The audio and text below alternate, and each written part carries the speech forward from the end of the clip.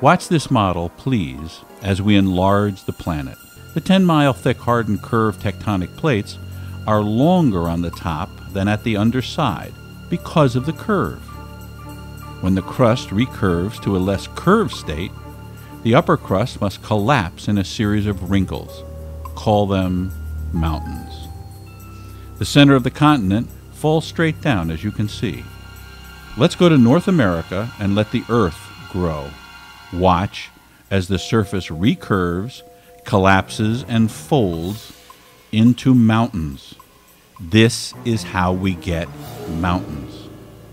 Just as mountains wrinkle and fold, the edges of the continents crack and split.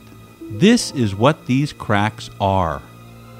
The same recurving that makes mountains also creates those continental shelf cracks.